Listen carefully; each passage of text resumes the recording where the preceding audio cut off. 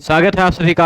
आज के इस व्याख्यान में हम सभी लोग लघु सिद्धांत कौमुदी का अध्ययन कर रहे हैं और लघु सिद्धांत कौमुदी का अध्ययन करते हुए अब तक हमने ह्रस्व इकारांत स्त्रीलिंग शब्द जो मति शब्द है उस मति शब्द की सिद्धि शुरू की है और मति शब्द की सिद्धि पूरी मति मति मतयः मतिम मति मतीः मत्या मतिभ्यां मतिभिः मत्यै मतये मतिभ्यां मतिभ्यः मत्याः मतेः मतिभ्यां मतिभ्यः मत्याः मतेः मत्योः मतीनाम् और मतौ मत्यां मत्योः मतिषु। ठीक है, हे मते हे मति हे मतयः, ऐसे सब रूप बना लिया था।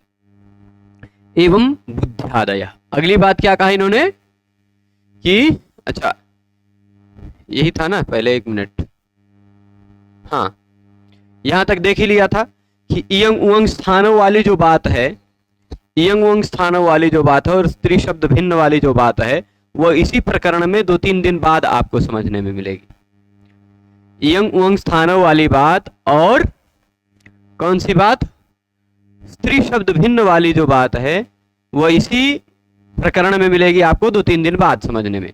ठीक है, पर आपने इतना तो जाना था कि ऐसा शब्द जिस शब्द का अंतिम अक्षर ई हो, कैसा शब्द, जिस शब्द का अंतिम अक्षर ई हो या उ हो, ह्रस्व वाला, ह्रस्व ई हो मति रुचि शक्ति इत्यादि की तरह, ह्रस्व उ हो धेनु इत्यादि शब्द की तरह, तो ऐसे शब्द के वह शब्द स्त्रीलिंग भी होना चाहिए, भी नियम है।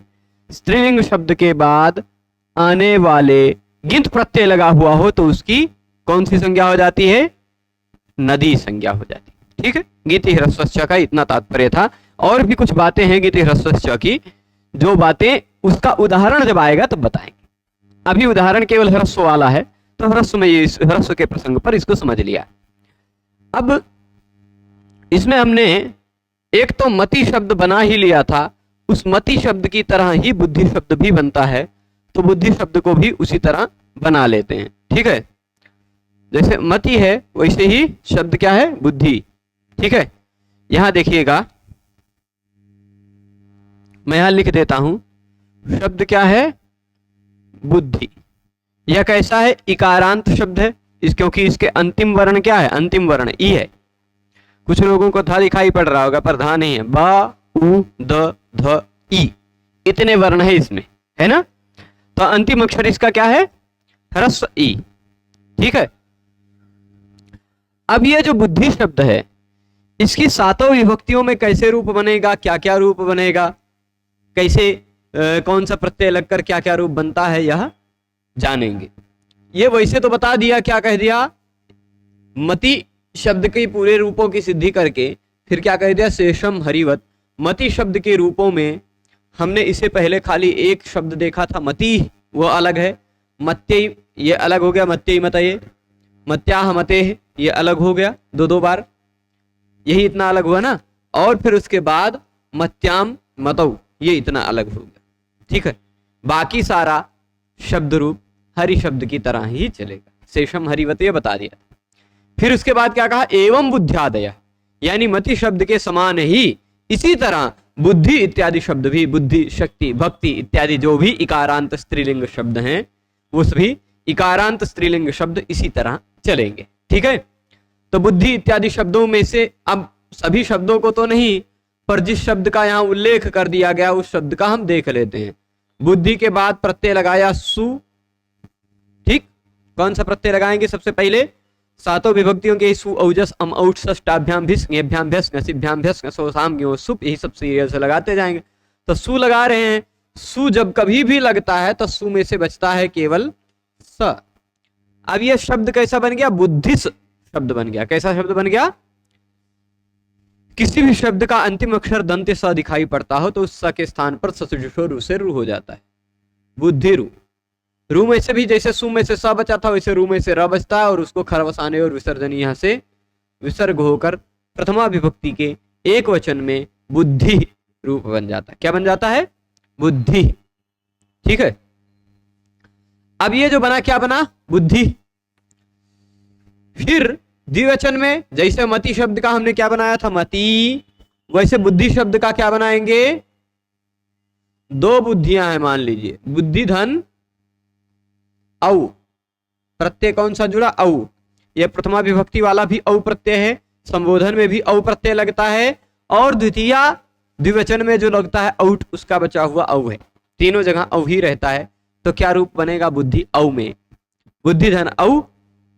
इसके बाद क्या करेंगे आप, प्रथमयो पूर्व सवर्ण, ये रहा।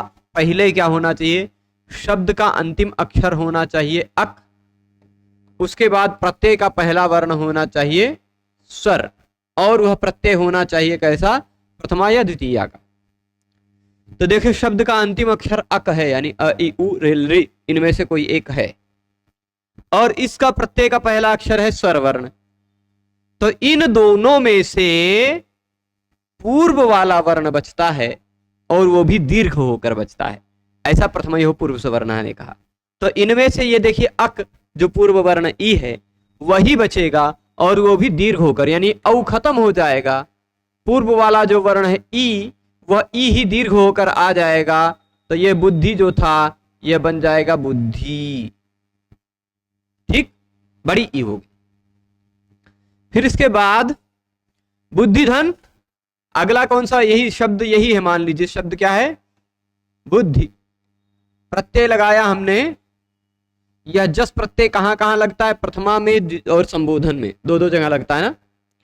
जस प्रत्यय लगा, जस में से पहला अक्षर किसी भी प्रत्यय का पहला अक्षर चवर्ग हो या टवर्ग हो तो उसकी इत संज्ञा हो जाती है और उसका लोप हो जाता है, चुटू सूत्र से इत संज्ञा और तस्य लोपा से लोप। तो ज में जो अ था वह बचा, ज में क्या था, जस प्रत्यय में तीन अक्षर थे ना, ज अ स, ज अ स, तो ज गायब हो गया, अ बचा, जस, है ना। अब बुद्धि अस हो गया। जसी च सूत्र पढ़ा है आपने, वो क्या करता है, जसी च सूत्र बुद्धि शब्द में जो ई है उसको गुण करके बना देगा बुद्धे अस, बुद्धि में जो ई है उसको गुण कर दिया जाएगा तो बन जाएगा बुद्धे अस। इसके बाद एचो या वायावह से इस ए के जगह पे क्या हो जाएगा, अय आदेश, बुद्धय अस, बुद्धय अस हो गया, बुद्धयस जोड़ दिया गया, और इस सा की जगह पे विसर्ग करने के बाद बन गया बुद्धयः, ऐसा बना लीजिएगा, ठीक है। या में आ जुड़ जाएगा तो ये या भी पूरा हो गया, और इसके बाद वो विसर्ग जुड़ गया, ऐसा, ठीक। तो बुद्धि, बुद्धि, बुद्धयः, ये सब पहले विस्तार से पढ़ चुके हैं, इसलिए इसमें मुझे थोड़ा जल्दी जल्दी चलना पड़ रहा, थोड़ा और जल्दी चलते हैं। बुद्धि के बाद अम जोड़ेंगे तो बुद्धि अम, अमी पूर्व से पूर्व रूप करके बुद्धिम बना लेंगे। जैसे मति का मतिम, राम का रामम, हरि का हरिम, वैसे बुद्धि का बुद्धिम। और आउट जोड़ेंगे तो बन ही गया है। शस जोड़ते हैं, बुद्धि के बाद कौन सा प्रत्यय जोड़ते हैं, शस। ये हमने लिखा बुद्धि, और उसके बाद द्वितीय विभक्ति के बहुवचन वाला प्रत्यय हमने जोड़ा कौन सा, शस। शस में से बचता क्या है, अस बचता है। लशक पर तद्धिते श की संज्ञा हो जाती है, तस्य लोपा से लोप हो जाता है, तो बुद्धि अस। यहां पर मति की तरह ही प्रथमयो पूर्व सवर्णा से ये रहा अक, ये रहा प्रत्यय का पहला वर्ण स्वरवर्ण, तो इन दोनों में से पूर्व वर्ण दीर्घ होकर बचेगा, तो पूर्व वर्ण जो ध का ई है वही दीर्घ होकर बचेगा, तो ये बुद्धि बन गया दीर्घ, और इधर आ इधर में इसी में समाहित हो गया, बुद्धिस हो गया, बुद्धिस। और ये पुल्लिंग शब्द नहीं है, इसलिए स की जगह पे न नहीं हो पाएगा। पुल्लिंग शब्द होता तो तस्मात् शसो न पुंसी से पुल्लिंग के उसके स के जगह पे न हो जाता, लेकिन यहाँ स के जगह पे ना नहीं हो पाएगा, तो उसको रू करके उसके जगह पे विसर्ग लीजिएगा, स के जगह बन जाएगा बुद्धि। स के जगह पे विसर्ग करने की प्रक्रिया कला आप सब जानते हैं, कलाकार हैं सब लोग। तो अब इसके बाद बुद्धि टा, टा प्रत्यय में से बचता क्या है, छुटू से चवर्ग टवर्ग प्रत्यय का पहला वर्ण हो तो बचता है उसमें से आ, है ना। मतलब उच्चवर्ग टवर्ग हो प्रत्यय का पहला वर्ण तो उसकी संज्ञा हो जाती है चुटू सूत्र से और लोप हो जाता है उसका तस्य लोपा से। तो बुद्धि आ। आपने यण संधि का नियम पढ़ा होगा, इको यणचि पढ़ा है, इको यणचि। वह क्या कहता है, शब्द का अंतिम अक्षर हो इक और उसके तुरंत बाद हो अच, तो उस ई के जगह पे यन हो जाएगा, या हो जाएगा। ई के जगह पे जब या कर लेंगे तो क्या बन जाएगा, बुद्ध, और फिर य आ जाएगा तो बुद्धिया बन जाएगा, है ना। बुद्धिया विशुद्धया प्रोक्तम। और बुद्धि के बाद भ्याम प्रत्यय जोड़िए तो बन जाएगा सीधे बुद्धि भ्याम। बुद्धि के बाद भिस जोड़िए तो बुद्धि भिस बन जाएगा, बुद्धि भी। क्या भ्याम भिस हो गया। अब आ जाते हैं, जैसे मति शब्द में हमने गे प्रत्यय लगाया था तब दो तरह का बवाल हो गया था, मति में गे प्रत्यय जोड़ा था, वैसे ही अब हम इस बुद्धि शब्द में भी कौन सा प्रत्यय जोड़ेंगे, गे। गे में प्रत्यय का पहला वर्ण कवर्ग हो तो लशक तद्धिते से उसकी संज्ञा हो जाती है, तो गे में से ग की संज्ञा होगी, बचेगा ए, बुद्धिधन ए। अब प्रत्यय यदि गित हो तो गिति ह्रस्व से इसकी विकल्प से नदी संज्ञा होगी, और जब नदी संज्ञा नहीं होगी तो घी संज्ञा होगी ही। तो ये घी संज्ञा के फलस्वरूप भी वाले कार्य भी होंगे और नदी संज्ञा के फलस्वरूप वाले कार्य भी होंगे, होंगे ना। तो बुद्धि ए के बाद ई में से जो ए है ये क्या बन जाएगा, बुद्धे ए। ई को गुण हो जाएगा जब घी संज्ञा होगी तब, घेर नीति। और एचो यवायावाह से अय आदेश कर देंगे, बुद्धे में जो ए है उसको अय आदेश करके बुद्धये बना लेंगे, है ना। जैसे मतये वैसे बुद्धये, जैसे हरये। परंतु जब घी संज्ञा नहीं होगी, नदी संज्ञा होगी, तो यहां पर आटश्च से आठ आगम हो जाएगा, आण नद्या से आठ आगम हो जाएगा, सॉरी आण नद्या से नदी संज्ञा होने के कारण आठ आगम होगा, और आठ और ए में आ और ए में आटश्च से वृद्धि होकर आई बन जाएगा, बुद्धि आई। एचो इको यणचि से बुद्धि में जो ई है उसको य हो जाएगा तो बन जाएगा बुद्ध्यई, है ना, बुद्ध्यई। या पर आई की मात्रा चढ़ जाएगी। और बुद्ध्याम प्रत्यय जोड़ेंगे तो बुद्धिभ्याम, भ्यस प्रत्यय जोड़ेंगे तो बुद्धिभ्यस, स को विसर्ग कर लीजिएगा बुद्धिभ्या, है ना। फिर प्रत्यय की बारी आती है ngसी और ngस की। बुद्धि और उसके बाद प्रत्यय कौन सा लगा, ngस लगा या फिर ngसी लगा। ngसी और ngस, पहले ngसी है बाद में ngस है, दोनों जगह पर बचता क्या है, अस, ठीक। पर प्रत्यय में ग की संज्ञा हुई है इसलिए गिति ह्रस्व से नदी संज्ञा होगी विकल्प से, और घी संज्ञा भी होगी विकल्प से। जब घी संज्ञा होगी तो हरि शब्द की तरह रूप बन जाएगा, हरि का जैसे हरे बना वैसे बुद्धि का बुद्धे बन जाएगा, जैसे मति का मते भी बनाया था। परंतु जब घी संज्ञा नहीं होगी, नदी संज्ञा होगी, तब नदी संज्ञा होगी इसकी तो बुद्धि का दूसरा वाला रूप क्या बनेगा, आण नद्या से आठ आगम होकर यह अस जो है वह आस बन जाएगा, आटश्च से वृद्धि होकर, है ना। अस जो है वह आठ आगम होकर आस, आस बन जाएगा, है ना। और इको यणचि से इस बुद्धि में ई को या कर देंगे तो क्या बन जाएगा, ये द बचा, उसमें ध बचा, ई हट चुका है, उसके जगह पे आ गया या, बुद्ध्यास। और स को ऋतु विसर्ग कर लीजिएगा, बुद्ध्याह बन जाएगा ना। तो बुद्धे और बुद्ध्याह ये दोनों रूप बन जाएंगे कहां पर, पंचमी और षष्ठी के एक वचन में। इसके बाद हम भ्याम भ्यस को नहीं देखेंगे, बुद्धि धन ओस, ठीक। षष्ठी और सप्तमी वाला जो ओस प्रत्यय लगता है द्विवचन का वो देख लेते हैं। बुद्धि ओस है, ई के जगह पे जब यह हो जाएगा तो बुद्ध्योस, इको यणचि से बुद्ध्यो बन जाएगा। आम शब्द क्या है, बुद्धि, प्रत्यय कौन सा लगेगा, आम। ओस के बाद बारी आई षष्ठी बहुवचन वाले आम प्रत्यय की, तो ह्रस्व नद्यापोनुट जो सूत्र आप पढ़ चुके हैं, पढ़े हैं, किसी को कोई दिक्कत है उसमें ह्रस्व नद्यापोनुट में, वो क्या कहता है, ह्रस्व हो शब्द का अंतिम अक्षर या नदी संज्ञक शब्द हो या आप प्रत्ययांत शब्द हो तो उसके बाद आम प्रत्यय लगा हुआ हो तो आम प्रत्यय को नुट आगम हो जाया करता है। आम खाली आम नहीं बचता, आम नाम हो जाया करता है। तो यह आम आम नहीं बचा, आम क्या हो गया, नाम हो गया, बुद्धि नाम। और यदि नाम प्रत्यय लगा हुआ हो तो नाम प्रत्यय से पहले आने वाले ह्रस्व वर्ण को दीर्घ कर दिया जाता है। सूत्र क्या है, नामी, पढ़ा है। तो ये बुद्धि में जो अंतिम वर्ण ह्रस्व था उसको दीर्घ कर दिया गया, जैसे राम का रामाणाम हरि का हरिणाम, वैसे बुद्धि का बुद्धि नाम, ह्रस्व ई को दीर्घ ई कर दिया गया, बन गया बुद्धि नाम, बन गया ना। इसके बाद आ जाते हैं हम बुद्धि और प्रत्यय लगाते हैं गी। गी में से बचता क्या है? ई, बुद्धि ई। यहां पर भी घेर गीति, ये पहले तो घी संज्ञा भी होगी, नदी संज्ञा भी होगी, दोनों संज्ञाएं होंगी। गिंत प्रत्यय गांव की संज्ञा वाला प्रत्यय लगा हुआ होगा तो दोनों संज्ञाएं होंगी। तो जब घी संज्ञा होगी तो अच्छ घेह नियम लगेगा। अच्छ घेह नियम लगता, वो कहता क्या है? ई के स्थान पर आ कर देता है और इस ई के स्थान पर औ कर देता है, दोनों काम करता है। इस ई के स्थान पर आ, घी संज्ञक के वर्ण के स्थान पर आ, और घी संज्ञक के बाद लगे हुए गी प्रत्यय के स्थान पर औ, ये दोनों काम करता है। तो ये बुद्धि क्या बन जाएगा? बुद्धि में जो अंतिम वर्ण ई है उसके जगह पे हो जाएगा आ, तो ये बन जाएगा बुद्ध। और इस गी प्रत्यय का जो ई है उसके जगह पे जब हो जाएगा औ, ठीक, तो बुद्ध औ। और वृद्धि रेची संधि का नियम पढ़ा होगा आपने यदि संधि पढ़ते समय, तो वृद्धि रेची से वृद्धि होने पर बुद्धौ क्या बन जाएगा? बुद्धौ तत्वार्थदर्शिन्याम झटित्येवावभासते, ठीक है, तो बुद्धौ बन जाएगा। अब कहाँ का श्लोक है मुझे ध्यान नहीं है अभी, नहीं, ऐसे ऐसे कभी कभी आता है। तो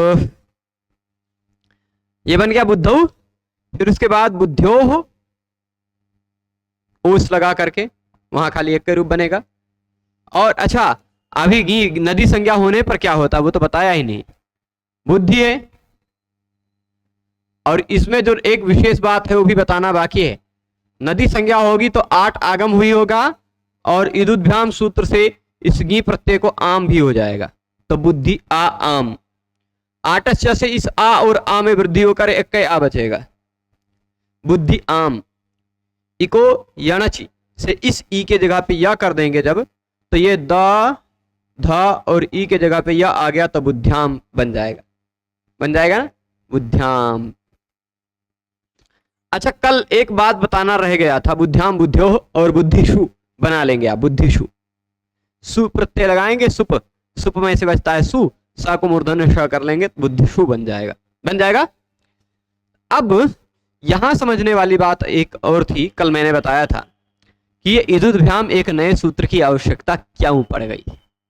जब ङे राम नद्याम नेभ्य सूत्र से ही नदी संज्ञक होने पर गी के स्थान पर आम हो सकता था, तो इदुभ्याम सूत्र की क्या आवश्यकता है ना, ऐसा प्रश्न उठता है। तो जरा इसका प्रसंग देखिए, ङे राम नद्याम नेभ्य से लेकर के इसका प्रसंग देखेंगे तो ङे राम नद्याम नेभ्य इसी से तुरंत पहले वाला सूत्र है, ठीक,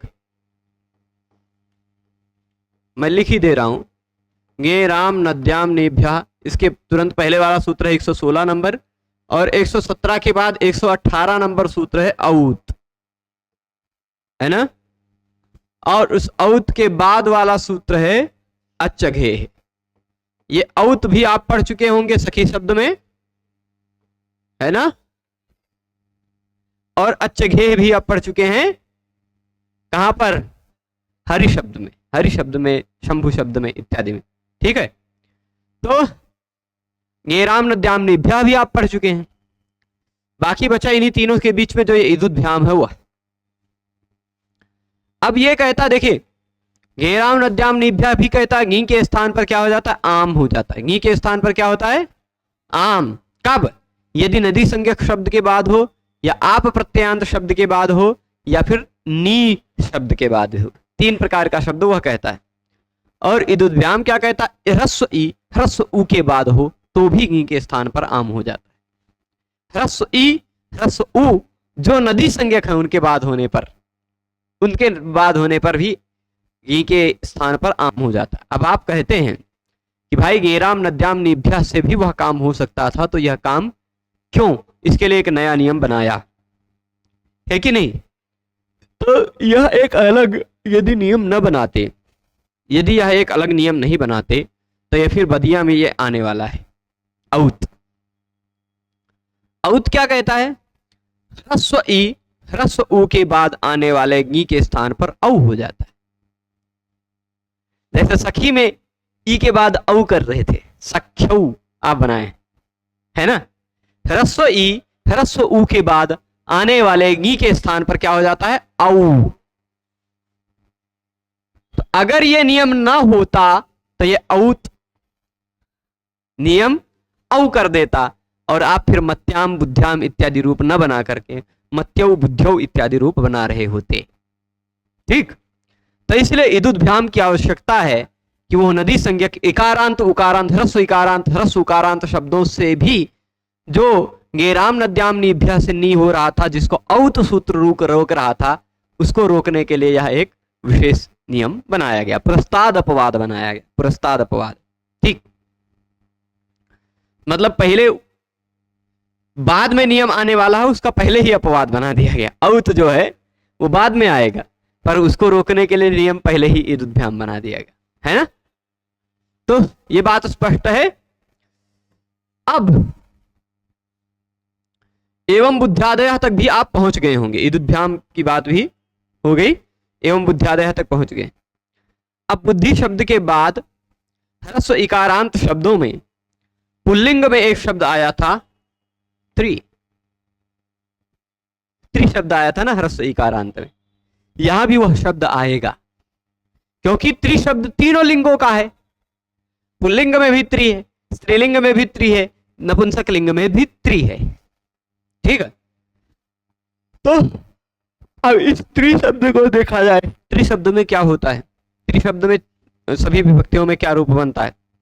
तो पहली बात कि यह त्रि शब्द केवल बहुवचन में ही प्रयुक्त होता है ना, क्योंकि तीन का मतलब ही तीन, दो से ज्यादा होता है, इसलिए इसका प्रयोग केवल बहुवचन में होता है। ठीक है, तो त्रि के स्थान पर क्या हो जाएगा, पहले त्रि बहुवचन में प्रयोग होगा, तो बहुवचन में प्रयोग होगा यानी यहां पर आप जस प्रत्यय शस प्रत्यय ये सब लगा सकते हैं, है ना। जस प्रत्यय या शस प्रत्यय इत्यादि लगा सकते हैं। तो चलिए जस लगाकर पहले देखते हैं। जस, सस, भिस, भ्यस, भ्यस, आम और सुप, इतने प्रत्यय ही आप लगा सकते हैं। ठीक है, बहुवचन वाले। तो जस लगाया, जस में से बचता है अस। आपने यहां पर जसी च से गुण करके पुल्लिंग में त्रयः बनाया था, है ना। जसी च से त्रि को त्रय कर लिया था और फिर एचो यवायावा से अय करके त्रयः बना लिया था। वह जसी च यहां नहीं लग पाएगा। क्यों? यहां पर एक विशेष नियम आ रहा है, वह नियम आ रहा है त्रिचतुरोः स्त्रियाम तिसरी चतस्री। नियम दिख रहा है, त्रिचतुरोः स्त्रियाम तिसरी चतस्री। यह कह रहा है कि त्रि शब्द होना चाहिए या चतुर शब्द होना चाहिए। या चतुर मतलब वो चतुर जो बुद्धिमान वाला चतुर नहीं, जो चार संख्या का सूचक जो चतुर है ना, चतुर्दश, चतुरारी इत्यादि में जो चतुर शब्द है। तो त्रि शब्द हो या चतुर शब्द हो, इन दोनों शब्दों के बाद स्त्रीलिंग का प्रत्यय लगा हुआ हो तो उसके स्थान पर तिसरी और चतस्री हो जाया करता है। ठीक है, तिसरी और चतस्री। तो क्रमशः देख लीजिए, त्रि के स्थान पर तिसरी, चतुर के स्थान पर चतस्री हो जाएगा। मतलब यही यथा संख्यम अनुदेश समानाम, इस नियम को लगा लीजिएगा। जब समान स्थानीय और आदेश दोनों समान हो तो क्रमशः उसी क्रम से हो जाता है। ऐसा नहीं कि त्रि के स्थान पर चतस्री कर लें और चतुर के स्थान पर तिसरी कर लें, ऐसा बिल्कुल नहीं। या फिर त्रि के स्थान पर तिसरी और चतस्री दोनों कर लें, चतुर के स्थान पर भी तिसरी और चतस्री दोनों कर लें, ऐसा भी नहीं चलेगा। जब दोनों समान संख्या में हैं तो यथा संख्यम अनुदेश समानाम लग जाएगा। देखिए ये क्या कह रहा है, त्रि के स्थान पर और किसके स्थान पर, चतुर के स्थान पर होगा क्या, तिसरी और चतस्री। तो स्थानीय भी दो हैं और आदेश भी दो हैं, तो उसी सीरियल से हो जाएगा, यानी त्रि के स्थान पर तिसरी, चतुर के स्थान पर चतस्री हो जाएगा। ठीक, कब, केवल स्त्रीलिंग में। तो चलिए स्त्रीलिंग वाला है ना स्त्रीलिंग, तो हम स्त्रीलिंग कर देते हैं भाई। स्त्रीलिंग करके स्त्रीलिंग में इसको त्रि के स्थान पर हमने क्या कर दिया, तिसरी कर दिया। ये इकारांत शब्द है पर स्त्रीलिंग में इसका रूप अलग ढंग से चल जाएगा। नियम सूत्र से ये सीधे सरल समझ गए होंगे। त्रि और चतुर के स्थान पर स्त्रीलिंग में तिसरी और चतुश्री हो जाता है। सूत्र से ही सूत्र का अर्थ क्लियर है। स्त्रीलिंगयोः, स्त्रियां यानी स्त्रीलिंग में, एतौ स्तौ विभक्तौ, विभक्ति प्रत्यय यदि उसके बाद में हो तो, विभक्ति प्रत्यय उसके बाद में हो तो ही, अन्य स्थितियों में नहीं। ठीक, यहां पर संभवतः देख लीजिएगा, विभक्तौ अष्टन अविभक्तौ से आ रहा है क्या, या विभक्तौ किससे आता है, इकोची विभक्तौ से आ रहा है, किस सूत्र से विभक्तौ की अनुवृत्ति आ रही, अष्टन अविभक्तौ से आ रही है ना। हाँ, तो हाँ, पहला अनुमान हमारा सही था। तो स्त्रीलिंग में विभक्ति प्रत्यय यदि पर में हो तो ये विभक्ति प्रत्यय ही है भाई, जस, शस, भिस, भ्यस, ये सब विभक्ति प्रत्यय ही तो हैं। तो त्रि के स्थान पर तिसरी कर सकते हैं। अच्छा, 7 प्रत्यय जो हम विभक्ति बहुवचन वाले लगाने वाले हैं, 7 प्रत्यय विभक्ति वचन है, प्रत्यय हैं। 7 के 7 प्रत्यय विभक्ति प्रत्यय ही है ना, तो 7 के 7 जगह पर त्रि के स्थान पर तिसरी हो सकता है ना।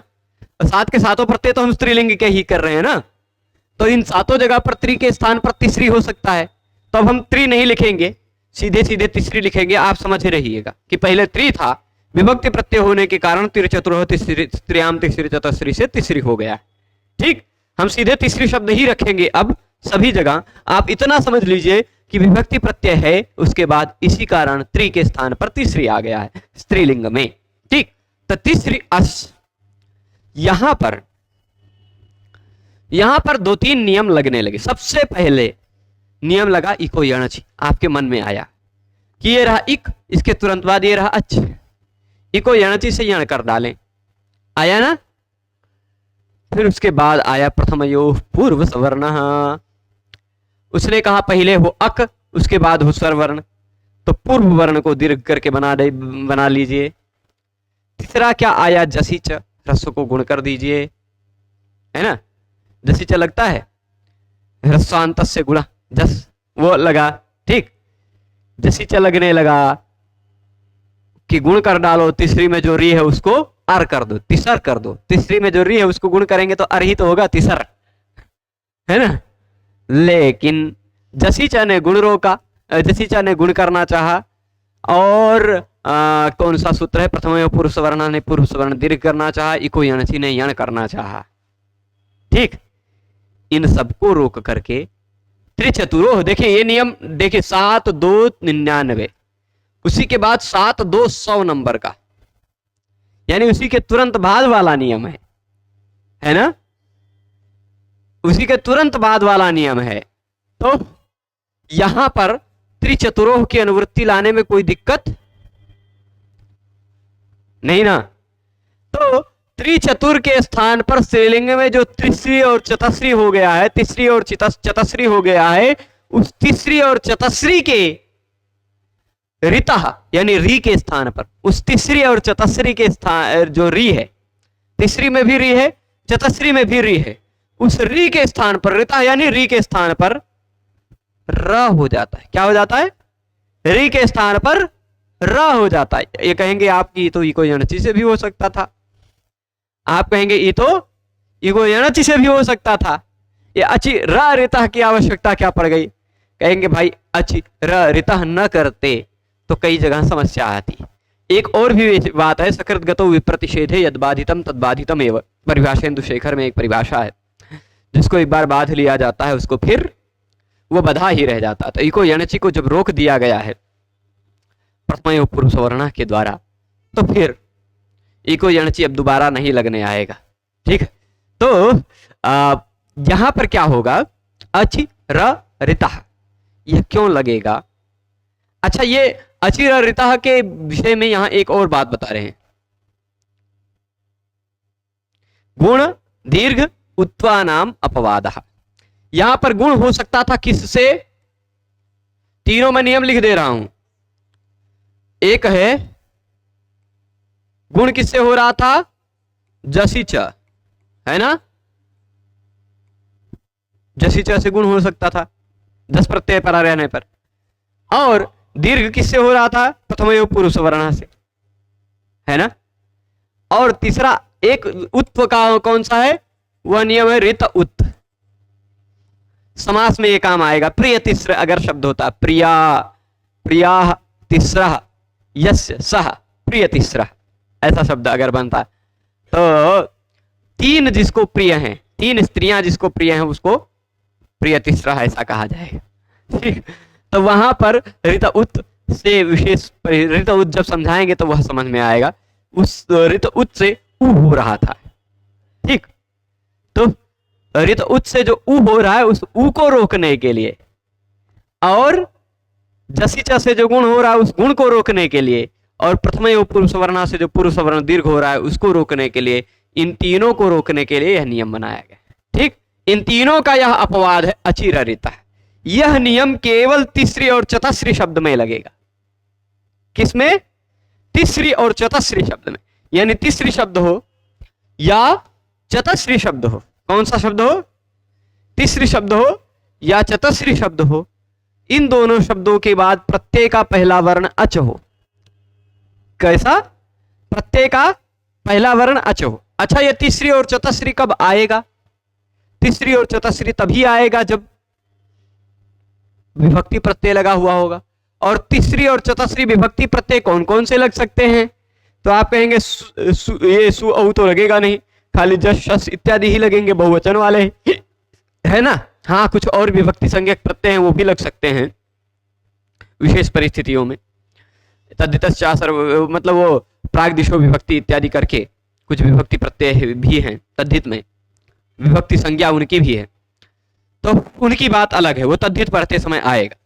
पर अभी खाली इतना कि तीसरी और अस इस स्थिति में, तीसरी और अस इस स्थिति में, अच्छा मैं बता रहा था कि यह प्रत्यय विभक्ति का प्रत्यय का पहला अक्षर स्वर वर्ण कब मिलेगा? जस लगेगा तब, शस लगेगा तब, भ्यास भीस भीस भ्यास भ्यास में तो नहीं मिलेगा ना, सुख में तो नहीं मिलेगा ना, आम में भी मिल जाएगा पर आम में भी कुछ और बवाल है, वह आम वाला अभी आगे देखा जाएगा।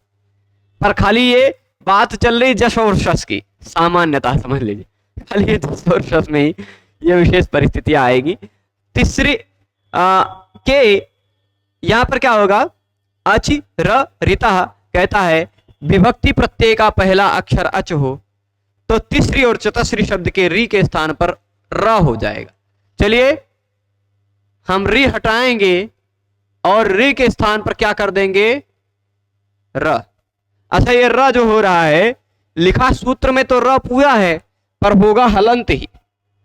ठीक, एक मिनट, ये सूत्र में जो भले लिखा है हलंत पर होगा कैसे? सूत्र में भले पूरा लिखा है पर होगा वह हलंत ही। एक बार मैं इसको और फिर से, अचिरारिता है ना, वारणादांगम बलिया इत्यादि परिभाषा भी है लगेंगी। इको यणची से भी हो सकता था लेकिन इको यणची नहीं लगकर ये अचिरारिता लगेगा। ठीक है, तो ऋत उत भी एक है, उसका भी अपवाद हो रहा है, और अचिरारिता से रूप किया, रेफ आदेश कर दिया, रेफ का फिर अच्छा तिस र अस जोड़ दीजिए, क्या बन गया? तिसरस, है ना। ये जो र है अगर रेफ के तुरंत बाद सरवर्ण आता है तो रेफ शरणागति ले लेता है, यानी ये नीचे चला जाएगा, और उसमें आ भी मिल गया तो तिसरस सा को जगह पर विसर्ग कर दिया, बन गया तीसरा, है ना, बन जाएगा इसे तीसरा। और द्वितीया में भी तीसरा, तीसरी, पहले मूल था क्या था? त्रिशस, त्रिशस, त्रिचतुर्स्त्रियाम तीसरी चतुश्री से तीसरी हो गया तो तीसरी शस हो जाएगा, तीसरी शस हुआ। इसके बाद क्या हुआ? तीसरी अस और अचिरारिता से र हो गया तीसरस, तीसरा वहां भी बन जाएगा, तो दो बन गया। भीस प्रत्यय लगाइए, त्रि भीस, त्रि के स्थान पर त्रिचतुर्थ त्रियाम स्त्रियाम तीसरी चतुश्री से तीसरी कर दीजिए, तीसरी भीस, तीसरी भी, ठीक है, तीसरी भ्याह, तीसरी भ्याह, ऐसा चतुर्थी पंचमी में भी भ्याह भ्याह भ्यास प्रत्यय लगाने पर बना लेंगे आप। अब आई बारी आम पर, किस पर बारी आई? षष्ठी विभक्ति के बहुवचन का जब हम आम प्रत्यय करेंगे तो स्त्री त्रिचतुरो स्त्रियाम तीसरी चतस्री तो लगेगा ही, स्त्री के स्थान पर तीसरी हो ही जाएगा, तीसरी आम हुआ। इतनी बात स्पष्ट है। यहां पर दो नियम एक साथ लगने लगे। एक तो अची र रिता ने कहा री के स्थान पर रा कर कहा ना, और दूसरा क्या कहा, ह्रस्व नद्यापो नुट, है ना, ह्रस्व नद्यापो नुट। अब आप देखिए कौन सा नियम लगाएंगे। अचि र रिता, इसका नंबर देखिए 7 2 100, और ह्रस्व नद्यापो नुट देखेंगे 7 1 54 के आसपास है कि 7 2 54 होगा शायद, 7 1 54 है ना, 7 1 54। देखिए 7 1 54। यद्यपि यह विषय मैं एक बार बता चुका हूं, फिर भी आप सबको पुनः याद कराने के लिए बता रहा हूं। देखिए ह्रस्व नद्यापो नुट ने, ये सूत्र ये है ह्रस्व नद्यापो, ठीक, यहां शॉर्टकट में लिख दे रहा हूं ह्रस्व नद्यापो 7 1 54, और अचिररिता है क्या 7 2 100। बाद वाला सूत्र कौन सा है, पूर्व विप्रतिषेधे परम कार्यम, इस नियम के आधार पर इसको लग जाना चाहिए, लग जाना चाहिए ना। परंतु आपने शायद यदि ध्यान हो आपको तो आपने एक परिभाषा पढ़ी थी, एक परिभाषा ने एक वार्तिक पढ़ी थी, क्या था, नुमा चीरा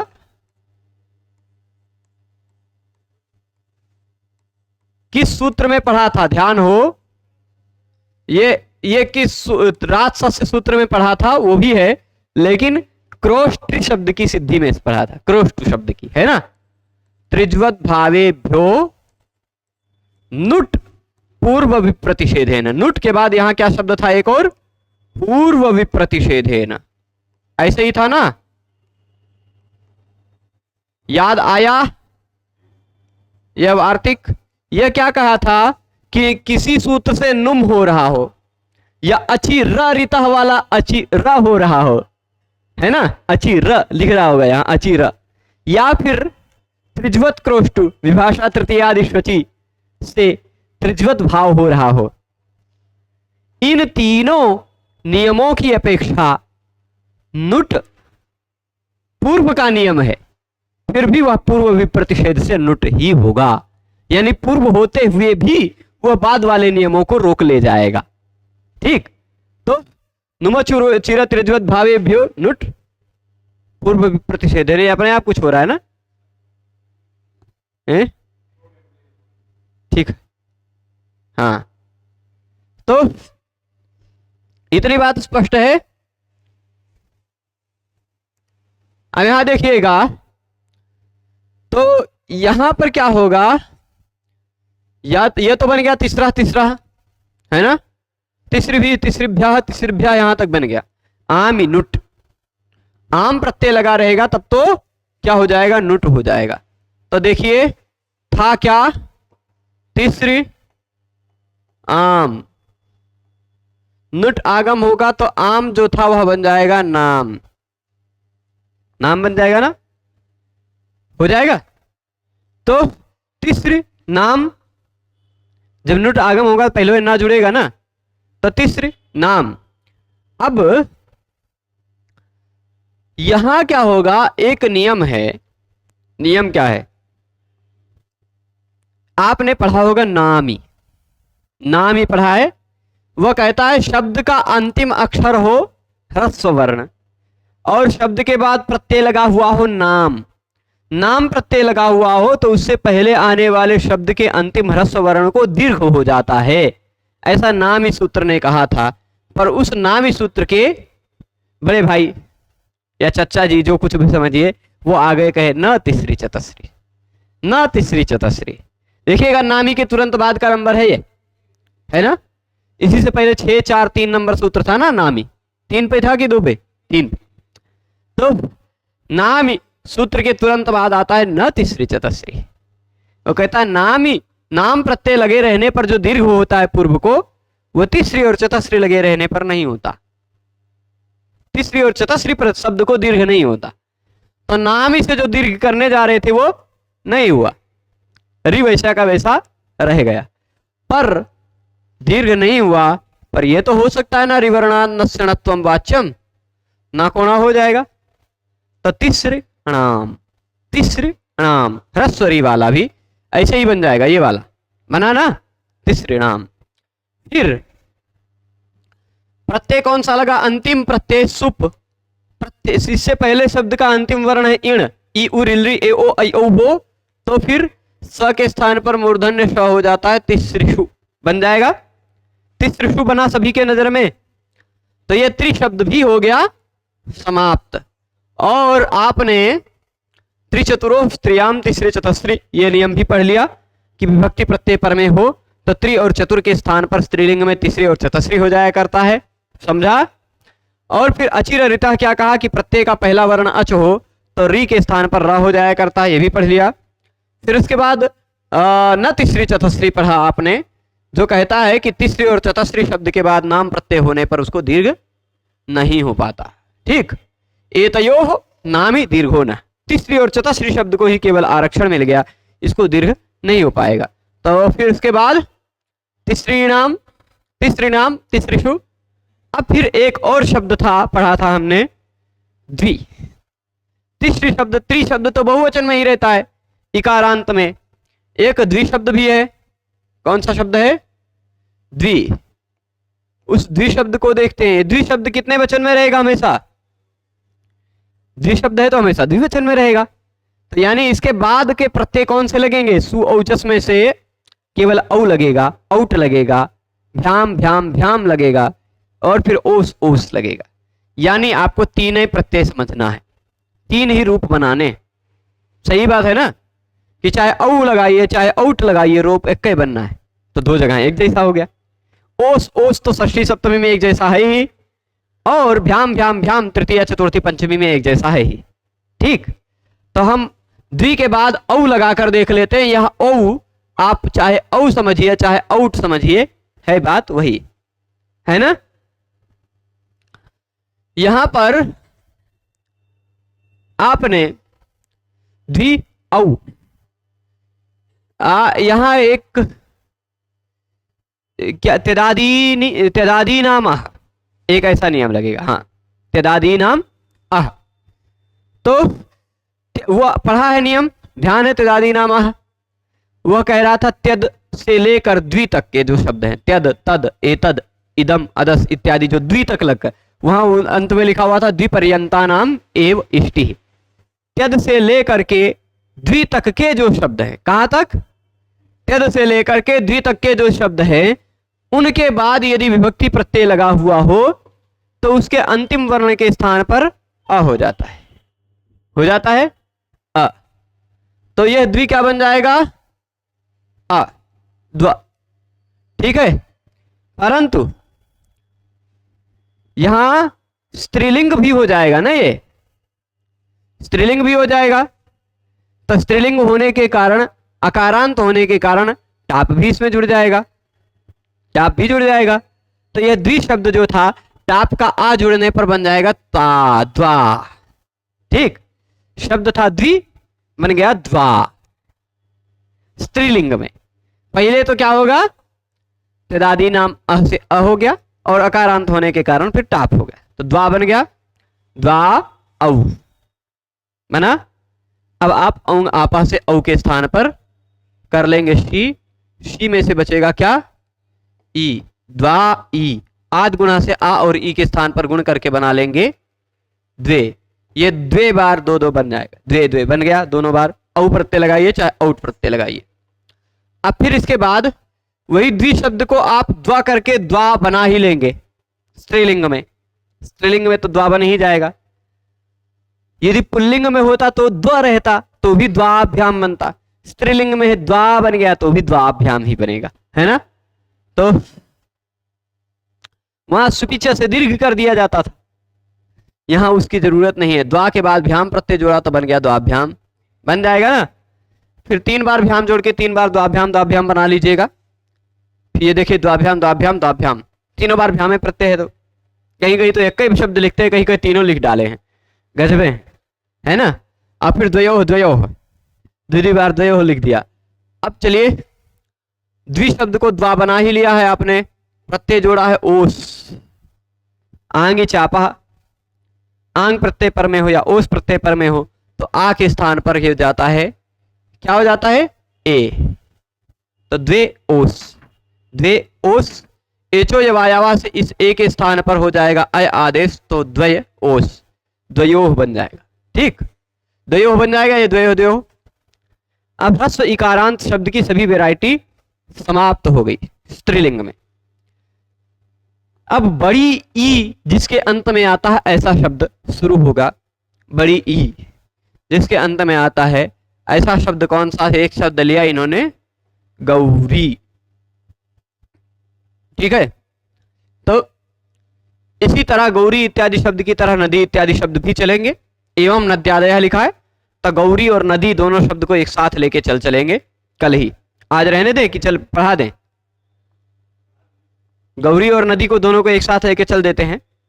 गौरी और नदी हो जाए, फिर लक्ष्मी शब्द को थोड़ा सा अलग है, लक्ष्मी शब्द का अलग है थोड़ा सा, उसका कॉन्सेप्ट कल बताएंगे। चलिए गौरी और नदी को देखने के लिए हम थोड़ा यहां आ जाते हैं। इसमें नियम पहले पढ़ चुके हैं सभी, गौरी शब्द के और नदी शब्द की सिद्धि के सभी नियम आप पहले ही पढ़ चुके हैं, तो इसलिए हम इसको पहले करिया कर लें कि यही रहने दें? यही ठीक है, इसको ही चलने देते हैं। ठीक है, तो यहां मैं एक रेखा किया, इधर लिख दिया गौरी, सफेद से लिखते हैं। ठीक है, सफेद से लिखते हैं। इधर लिखा हमने शब्द गौरी और इधर शब्द लिखा नदी, दोनों शब्दों में समानता है। सु प्रत्यय लगाएंगे तो क्या होगा? गौरी सु और नदी सु। कुछ गड़बड़ लिख दिया है, गौरी हो गया है, डबल औ, हाँ बोल रहे हैं गौरी हो गया गोरी। हाँ चलिए, गौरी सु नदी सु, खाली ऐसे जोड़ते जाइए। गौरी शब्द में षिद गौरादिभ्यश्च सूत्र से ङीस प्रत्यय लगा हुआ है, और नदी शब्द में टिड ढाणे द्वेषज दधने मात्रा तैब ठकठाई कहीं कोरपा से गीप प्रत्यय लगा हुआ है। तो गौरी शब्द कैसा बना हुआ है? गीस प्रत्यय लगकर, और नदी शब्द बना हुआ है गीप प्रत्यय लगकर, मतलब गी तो है ही इसमें। आपने सु में से बचाया स, हल ज्ञाभ्यो दीर्घा श्रुति से प्रथम हल नियम पढ़े हैं, उसे सु का सा लुप्त कर देंगे, बन जाएगा प्रथमा एक वचन में गौरी नदी बन जाएगा। अब इसके बाद अगला, ये थोड़ा सा गौरी साफ साफ नहीं दिख रही थी, तो गौरी को थोड़ा और साफ दिखा देते हैं। ये रहे गौ और ये रहे री। ठीक, गौरी। अब गौरी के बाद और नदी के बाद प्रत्यय लगाएंगे औ। ठीक, लगा दें। एक ही जगह कर रहे हैं, दूसरी जगह अपने आप करते जाइएगा, ये दोनों जगह चलाते ही हैं, क्या दिक्कत है? गौरी औ नदी औ। आप यहाँ प्रथम पुरुषवर्णा से पुरुषवर्ण दीर्घ करना चाहेंगे, लेकिन दीर्घा जसीचा उसको रोक लेगा, और फिर इको यड़ची से सीधे सीधे ई के जगह पे क्या कर देंगे? या। ये ई हट गया, र हो गया आधा, य आ गया। यहां भी ई हट गया, द हो गया आधा और य आ गया। गौर्यौ नद्यौ। ठीक, यहां पर आप अचोराभ्याम द्वे कर सकते हैं। अचोराभ्याम द्वे से विकल्प से पहले हो अच, उसके बाद हो र या हा, उसके बाद हो यर, तो उसको डबल हो जाता है, तो गौर्यौ, यह डबल करके भी लिख सकते हैं आप विकल्प से, वो विकल्प से। यहां वैसा भी नहीं कर सकते क्योंकि यहां बीच में र नहीं है। ठीक है, अचोराभ्याम द्वे नहीं लगेगा। तो गौर्यौ नद्यौ बन गया। औ हो चाहे औट हो चाहे संबोधन वाला औ हो, तीनों जगह इसे गौर्यौ और तीनों जगह इसे नद्यौ बन जाएगा। फिर इसके बाद गौरी के बाद प्रत्यय हमने लगाया कौन सा? जस, और नदी के बाद भी प्रत्यय लगाया हमने जस। जस में से बचता क्या है? प्रथमयो पुरुषवर्ण, पुरुषवर्ण दीर्घ करना चाहेगा, लेकिन दीर्घा जसीचा से रुक जाएगा, जस है ना। और इको यणचि लग जाएगा। यहाँ जसी च से गुण भी नहीं होगा, जसी च से गुण भी नहीं होगा, क्योंकि जसी च गुण किसको करता है? ह्रस्व को। ये दीर्घ है, तो इको यणचि से सीधे गौरी को क्या कर लिया जाएगा? गौर्य अस। यहां नदी को क्या कर लिया जाएगा? नद्य अस। जोड़ने पर देखिए ये न द या में या जुड़ गया, द्य बन गया, और ये अस का आ इसी में पूरा जुड़ गया है, और सा की जगह पे हो गया विसर्ग नद्या। इसी तरह गौ, और फिर उसके बाद या के ऊपर चढ़ गया या र, और अस का आ इसी में जुड़ गया, और सा की जगह पे हो गया विसर्ग गौर्या। ठीक है, यहां या को डबल कर सकते हैं विकल्प से आप, अचोराभ्याम द्वे से गौरी या ऐसा वाला भी रख सकते हैं।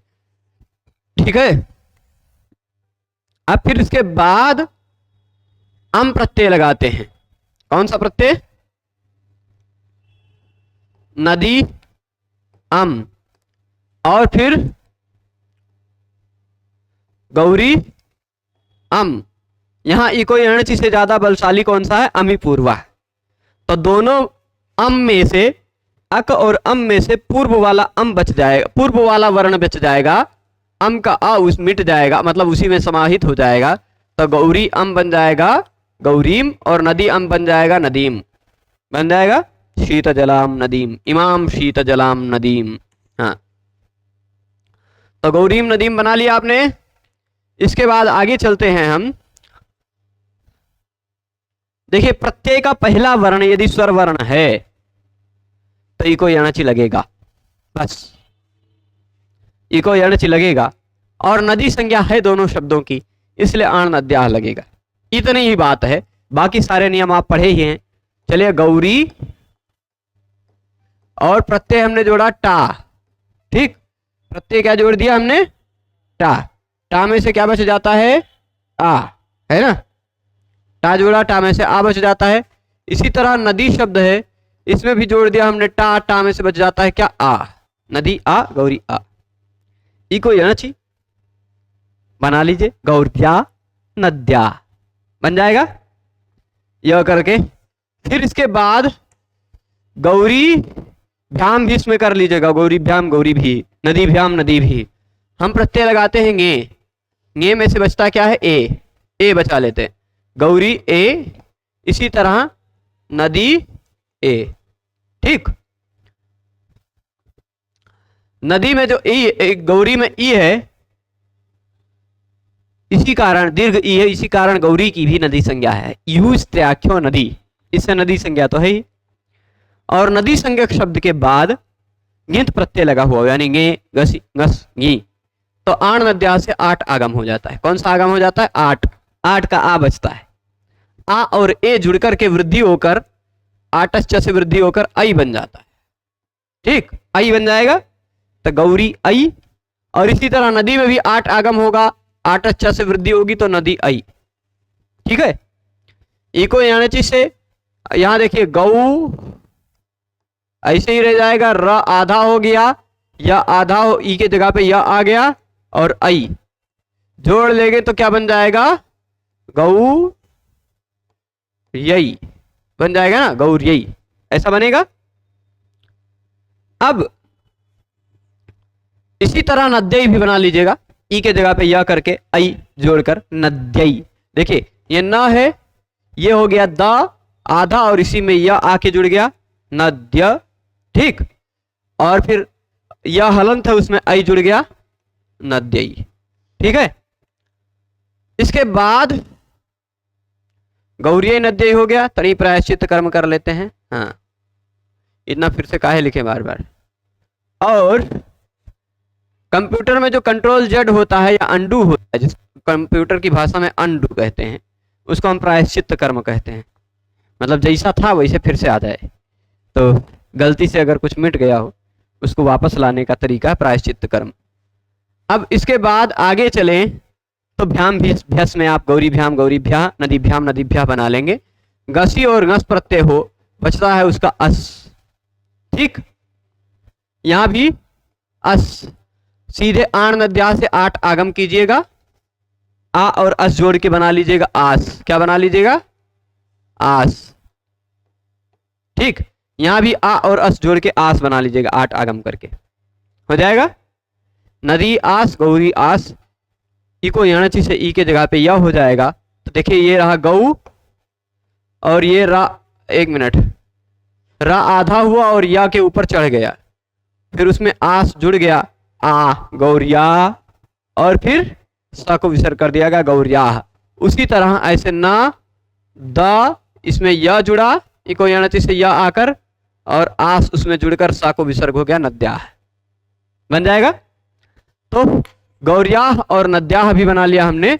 पंचमी षष्ठी दोनों जगह गौरियाह बनेगा, दोनों जगह नद्याह बनेगा, चाहे ngसी हो चाहे ngस हो। इसके बाद बारी आई भ्याम भ्यस में बना ही लेंगे, तो फिर इसके बाद हम सीधे ओस ही लगा देते हैं, ओस। ठीक, नदी ओस गौरी ओस, इको यणची से यण कर लीजिए, नद्योस गौरियोस, यह आधा हो जाएगा। ठीक है, तो नद्योस गौरियोस बन जाएगा। अब गौरी आम नदी आम, ओस प्रत्यय नहीं करेंगे, एक मिनट,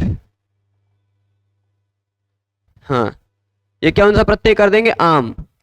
यहां भी कौन सा प्रत्यय कर देंगे, ये आम कर देंगे। ठीक है, तो गौरी आम नदी आम, यहां पर भी इको यणची से यण कर देंगे, नहीं इको यणची से नहीं करेंगे, काहे, क्योंकि ह्रस्व नद्यापो नुट, वह कहता है कि शब्द का अंतिम वर्ण ह्रस्व हो, यह शब्द की हुई हो नदी संज्ञा, या फिर शब्द में आप यानी टाप डाप चाप प्रत्यय लगा हुआ हो, तो वहां पर नुट आगम हो जाता है। नुट आगम होगा तो आम प्रत्यय क्या बन जाएगा, आम प्रत्यय नाम प्रत्यय बन जाएगा। ठीक, यहां भी आम प्रत्यय क्या बन जाएगा, नाम प्रत्यय बन जाएगा। गौरी आम बन गया गौरी नाम, और नदी आम बन गया नदी नाम। ठीक है, बन जाएगा। अब यहां गौरी नाम में तो र दिखाई पड़ रहा, इसलिए न के जगह पर अठकुपांग व्यवाय पी से नाकोणा भी कर लेंगे हम। ठीक, पर यहां पर नाकोणा नहीं हो पाएगा, यही इतना अंतर है, गौरी नाम नदी नाम। ठीक है, तो बन गया। यहां नाम ही से दीर्घ करना चाहें तो कर सकते हैं, हर्ष को दीर्घ करते हैं, लेकिन आज हर्ष को ही नहीं अजंत अंग को दीर्घ करता है, तो अजंत अंग दीर्घ कर भी लेंगे नाम ही से, तो भी दीर्घ रह जाएगा। ठीक, ऐसा नहीं कि उसकी आवश्यकता नहीं है, अजंत अंग मिल गया तो लगा ही लीजिए, क्या दिक्कत, दीर्घ है, दीर्घ को दीर्घ ही रह जाएगा। फिर इसके बाद प्रत्यय लगाया हमने गी। ठीक है, ये कहे मिटा दिया इसको, तरी प्रायश्चित कर्म करने दीजिए। हाँ, अब प्रत्यय कौन सा लगाएंगे हम, गी प्रत्यय लगाएंगे। गी में से बचेगा क्या, ई, यहां भी गी में से बचेगा क्या, ई। ठीक है, गे राम नद्याम निभ्यः से गी के स्थान पर हो जाएगा आम। ठीक, यहां भी गी के स्थान पर हो जाएगा आम, और आण नद्या से 8 आगम भी होगा, गीत प्रत्यय है तो उसको 8 आगम भी होगा, गीत प्रत्यय है 8 आगम भी होगा, आ आम जुड़कर बन जाएगा आम। ठीक, ये भी आम बन जाएगा 8 से वृद्धि होकर। तो नदी आम गौरी आम, इको यणची से यण कर दीजिए, गौर्याम नद्याम बन जाएगा। ओस पर नद्योह बनाया ही है आपने पहले, और सुप लगने पर सुप प्रत्यय लगाइए, सुप का बचता है सु, प्रत्यय का शब्द का अंतिम वर्ण इण है, इस कारण दंत सा को हो जाएगा मूर्धन्य सा, क्या हो जाएगा, ऐसा बन जाएगा गौरीशु। इसी तरह नदीशु बन जाएगा। ठीक है, अब इसके बाद प्रत्यय लगाते हैं हम संबोधन वाला सु। ठीक, संबोधन वाला बाकी रह गया, औ और जस तो वैसे रहता है, संबोधन का एक वचन सु वाला कहीं कहीं अलग रहता है। संबोधन का सु लगा देते हैं गौरी सु के बाद भी, और फिर वैसे उसी तरह हम लगाते हैं नदी के बाद सु, बचता है स, सु में से क्या बचता है, स, गौरी स नदी स। ठीक है, यहां पर होगा क्या, एक नियम आपने पढ़ा है, अंबार्थ नद्योर ह्रस्व, वह कहता क्या है, अंबार्थक शब्द हो, शब्द कौन सा हो, शब्द का शब्द जो हो उसका अर्थ कौन हो, अम्मा, अम्बा यानी अम्बा अर्थ वाला शब्द हो, या नदी संज्ञक शब्द हो, उसके बाद संबुद्धि प्रत्यय लगा हुआ, संबुद्धि प्रत्यय यानी संबोधन का एक वचन प्रत्यय लगा हुआ। अंबार्थक शब्द के बाद, नदी संज्ञक शब्द के बाद संबोधन का एक वचन का प्रत्यय लगा हुआ हो तो अंबार्थक शब्द और नदी शब्द को ह्रस्व हो जाया करता है। बनेगा क्या? बन क्या जाएगा? गौरी के ई को दीर्घ ह्रस्व कर दिया जाएगा, बन जाएगा गौरी। और इधर नदी शब्द के ई को भी ह्रस्व कर दिया जाएगा, बन जाएगा नदी। ठीक, ये एंग ह्रस्वात संबुद्धि से ये संबुद्धि का स लुप्त हो जाएगा। हे गौरी, हे नदी, ये बन जाएगा। बाकी तो गौर्यो, गौरिया, नद्यो, नद्या, द्विवचन बहुवचन में आप बना ही लेंगे। तो इस तरह से हमने गौरी और नदी शब्द को भी देख लिया। एवं नद्यादय, नदी इत्यादि जितने भी ईकारांत स्त्रीलिंग हैं वो सब शब्द इसी तरह चलेंगे। लक्ष्मी शब्द में एक रूप खाली अलग बन रहा है, शेषम गौरी, खाली एक रूप जो अलग बन रहा है उसको भी कल बता देंगे। इसी तरह तरी, तंत्री इत्यादि शब्द भी लक्ष्मी शब्द की तरह रहेंगे, वो भी जान लेंगे। फिर एक स्त्री जो आएगी ना, वह स्त्री सबसे खतरनाक है, सबसे अलग चलेगी।